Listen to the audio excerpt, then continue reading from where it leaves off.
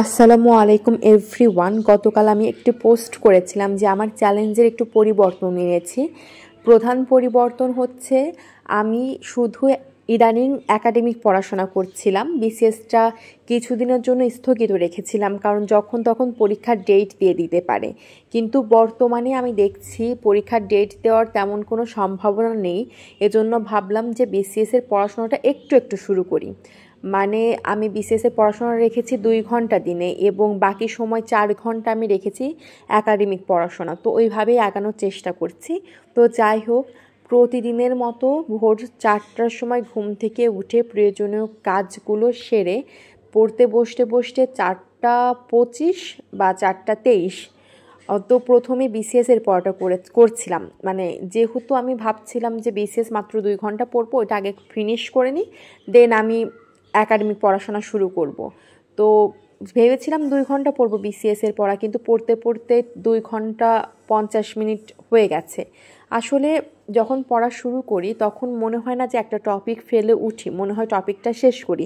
তো ওইটা শেষ করার পরে ভাবলাম 3111 নাম্বার কোর্সটা তো আমার কাছে কঠিন লাগে, আর এখন বিসিএসের পড়াটা পড়লাম তো মাথাটা মনে হচ্ছিল একটু হ্যাং হয়ে আছে। এজন্য আমার কাছে যে কোর্সটা সহজ লাগে 3109 ওই কোর্সটা শুরু করি, তাহলে জিনিসটা দ্রুত আমার পড়া হয়ে যাবে, প্লাস আমি ভালোভাবে বুঝতেও পারবো এবং আমি স্যাটিসফাই থাকবো যে না, আমি বিসিএসের পড়াও করেছি এবং সাথে সাথে আমি একাডেমিক পড়াশোনাও করেছি।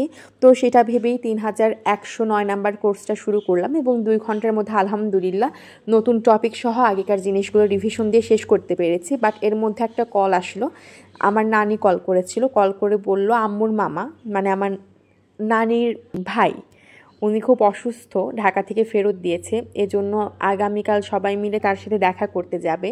তো এজন্য মেবি আমাদেরকে আজকে নানি বাড়িতে যাওয়া লাগবে এবং কালকে তার সাথে দেখা করতে যেতে হবে। কিছুদিন আবার পড়াশোনার চ্যালেঞ্জ স্থগিত রাখা লাগবে, কিছুই করার নেই, পরিবেশ পরিস্থিতির সাথে আসলে মানিয়ে নেওয়া লাগবে। তো দেখা যাক কী করা যায় বা কী হয়। তো সবাই দোয়া করবেন আমার জন্য এবং আমার ওই নানুর জন্য, যেন তো হয়ে যায়, আরোগ্য লাভ করে, এই আর কি। তো এই তো ছিল সকালের স্টাডি সেশন। দেখা হবে পরবর্তী স্টাডি সেশনে ইনশাআল্লাহ।